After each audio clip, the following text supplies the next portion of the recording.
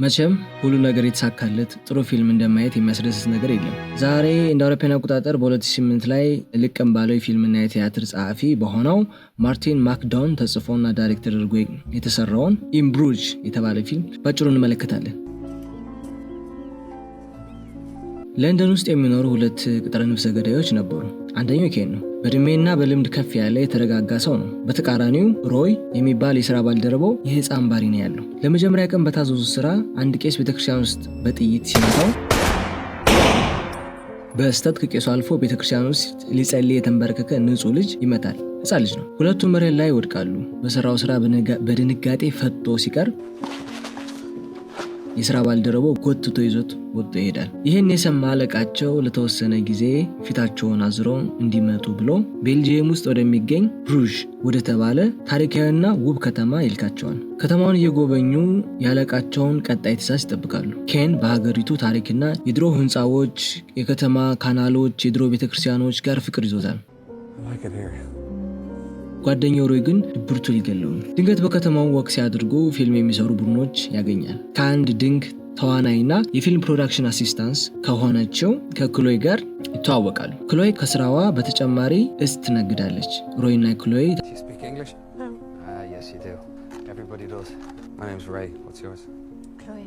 ተግባብተው ራስ ሊበሉ የሆነ ሬስቶራንት ይገባሉ። ድንገት ካጠገባቸው ከተቀመጡ ካፕሎች ጋር ክሎይ ወደ መታጠቢያ ክፍል ስትሄድ ካፕሎች በክሎይ ሲጋራ ማጨስ ሲያማርሩ በማያጣላ ምክንያት ይጣላቸዋል። ሁለቱም በቦክስ ይመታቸዋል። ክሎይ ግን ሴቷን ስለመታት ተቆጥታ ነበር። ግን እሱ ድርጊቱን ጀስቲፋይ ለማድረግ ሞከረና ይቅር አለችው። እሱ አፓርትመንት ይዛው ትሄዳለች። መሀል ላይ የክሎይ ድሮ ፍቅረኛ ሽጉጥ ይደቅንበታል። ሮይ ግን በቀላሉ ሽጉጡን ይቀመዋል እና ክሎይ ጋር የነበራቸው ኬሚስትሪ ወይም ፍቅር ውሸት እንደነበር አስበው ተናደደ። እሷ አንዳንዴ ቱሪስት እንደሚሰርቁ እና ለድሮ ፍቅረኛዋ እንዳይመጣ እንደነገረችው አስረዳችው። ፍቅረኛዋ ግን የያዘውን ሽጉጥ ብላንክ ነው ብሎ ጩቤ ያወጣ። ብላንክ ማለት ባሩድ እንጂ እርሳስ የሌለው ሽጉጥ ማለት ነው። ጩቤውን ይዞ ሲጠጋው ሮይ አይኑ ላይ ባሩድን ጥይት ይተኩስበታል። የክሎይ ፍቅረኛ ከድንጋጤ ሲደነባበር ይዛው ወደ ሆስፒታል ትሄዳለች። ያኔ ሮይ እንደተካደ ህፃን ከቤቱ ያገኘውን እጽ ሰርቆ ከኬንና ከጂሚ ማለትም ድንኩ ጋር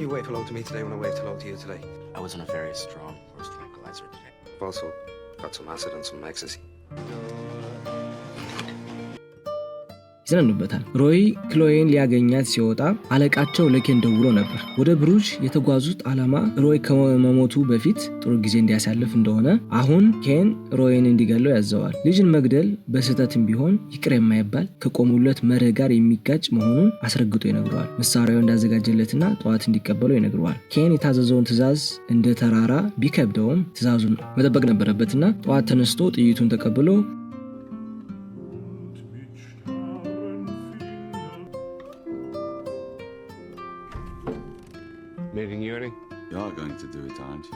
ወደ ያዙት ሆቴል ሲመለስ የሆቴሉ ባለቤት ኬንን አቁማ ዛሬ ጓደኛ ለየት ያለ ነገር አረገ፣ ልጅሽ ሲወለድ ይሄንን ብር ስጭኝ ብሎ ከኪሱ ያለውን ሁሉ ብር አውጥቶ ይሰጣታል። እሷም ይህን ሁሉ መቀበል እንደማትችልና ለሮይ እንዲመልስለት ትነግረዋለች። ኬን ሮይን ፍለጋ ሲጓዝ ፓርክ ውስጥ ተቀምጦ ያዋል። ከጀርባው ለመተኮስ አመች ቦታ ሲገጥመው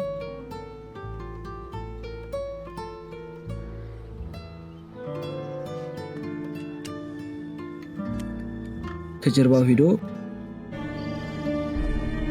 ቃታውን ሊስበው ሲል ሮይ ከክሎይ ፍቅረኛ በሰረቀው ሽጉጥና እውነተኛ ቀላ ራሱን ሊያጠፋ ሲል ኬን ከጀርባው ያስቆመዋል።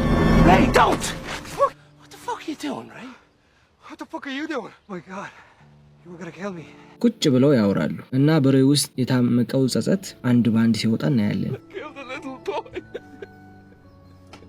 ኬን በጣም አዝኖለት ሃሪ ማለት ማለቃቸው እንዲገድለው እንዳዘዘው ይነግረዋል። ኬን የሮይን ጥይት ተቀብሎ ሀገሪቱን ጥሎ እንዲሄድ አስማምቶ ባቡር ውስጥ ያሳፍረዋል። ለአለቃውም ደውሎ ሮይን መግደል እንደማይችልና ጠፍቶ እንደሄደ እንዲሁም እሱ የሚመጣበትን ነገር ሁሉ ለመቀበል ዝግጁ እንደሆነ አስረግጦ ይነግረዋል።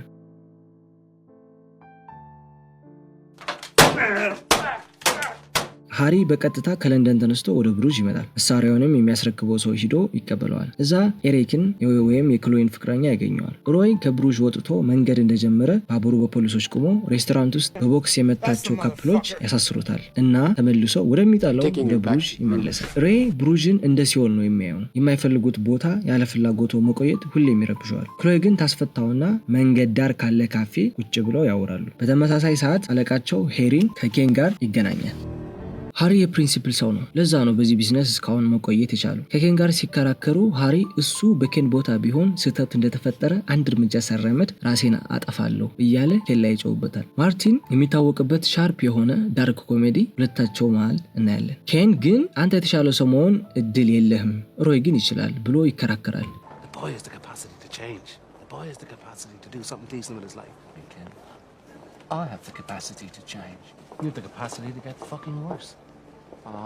ለዛም ሁለተኛ እድል መሰጠት አለበት ይለዋል። ሃሪ ግን አልተስማማም። ያኔ ተያይዘው ወደ ትልቁ ህንፃ ወጣው እንደ ባህላቸው ሊገጥሙ ሲዘጋጁ ኬን መጋጠም እንደማይፈልግና ሮይን ለመግደል እንደማይችል እና በዚህ ውሳኔው ደግሞ ኃላፊነቱን ወስዶ አለቃውን እንዲቀጣው ይነግረዋል። ያኔ ሃሪ በተናገረው ነገር ልቡ ተነክቶ እግሩን በጥይት ይመታዋል። በዛው ሰዓት ኤሪክ መንገድ ሲያልፍ ሁለቱ ተቀምጠው ያያል። ያኔ ወደ ረጅሙ ህንፃ እየሮጠ ሄዶ ለሃሪ ይነግረዋል። ሃሪ ኬንን ይዞ ደረጃውን እያወረደ ነበር። ኬን ሮይ እንደተመለሰ ሲሰማ ሃሪን ጥይት ሊያስጥለው ሲል ሃሪ አንገቱን በጥይት መቷል እና ወደ ሮይ እየሮጠ ይሄድና ኬን ወደ ታች መውረድ ሲከብደው ያለ የሌለውን ኃይል አማጥቶ ወደ ላይ ይመለሳል። ሮይ ከክሎይ ጋር ቁጭ ብሎ የሆዱን ሲያወራ ድንኩ ለፊልም ቀረጻ የህፃን ልብስ ለብሶ ሲያልፍ አይተውት ይስቁበታል። ሃሪ ወደ ታች ሲወርድ ኬን ሮይን ለማዳን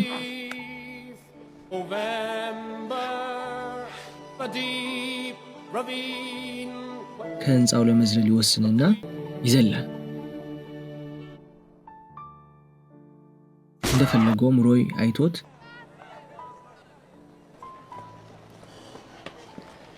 እየሮጠ ይመጣል።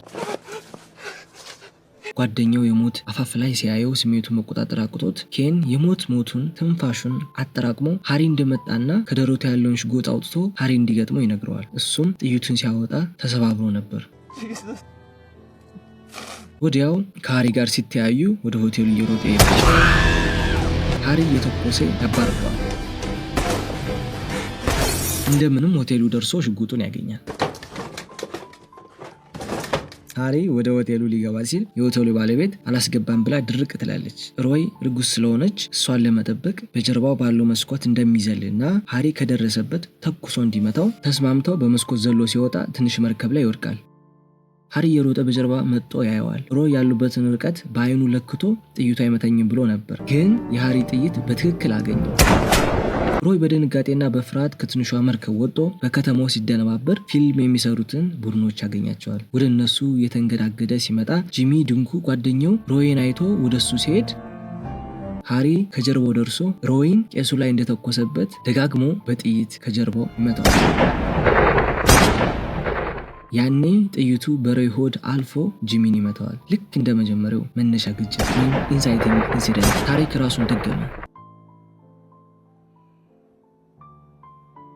ሃሪ ግን ሮይን አልፎ ሲመጣ የሆነ የትምህርት ቤት ዩኒፎርም ልብስ የለበሰ ህፃን ልጅ ነበር የመሰለው። በድንጋጤ ዞረበት። ወደ ወደቀው ሮይ ዞሮ አሁን ተረዳው ብሎ የያዘውን ጥይት አፉ ውስጥ ሊከተው ሲል ሮይ ለማውራት ባፉ ደም ሞልቶበት ልጅ አይደለም ሊለው ቢሞክር ሃሪ ብሎ ራሱን ያጠፋል። እንዳለው በቃሉ ተገኘ። ምንም እንኳን ጂሚ ትልቅ ሰው ቢሆንም ወዲያው አምቡላንስ መጥቶ ሮይን ይወስደዋል። ፊልሙ ኮሜዲና አክሽን ብቻ አይደለም፣ ውስጡ የሞራሊቲ ጥያቄዎች አሉበት። እነዚህ ሰዎች የሚተዳደሩት ሰው በመግደል ነው። ቄሱን ገድሎ ህፃኑን በስህተት በመመታቱ ግን ህይወቱ አመሰቃቀለው። ሮይ ልጁ ሰራውት ያለውን ኃጢአት ወረቀት ላይ ጽፎት ነበር። ይህም 3 ኃጢአት ነበር። የመጀመሪያው ቢንግ ሙዲ፣ ሁለተኛው ቢንግ ባድ አትማት፣ ቢንግ ሳድ። በተመሳሳይ ሮይ ሙሉ ፊልሙን እንደ ልጅ አክት ሲያደርግ እናየዋለን። የሚያየው ነገር ይሰለቸዋል። ድብርታም ተሳዳቢ ሰው ነበር።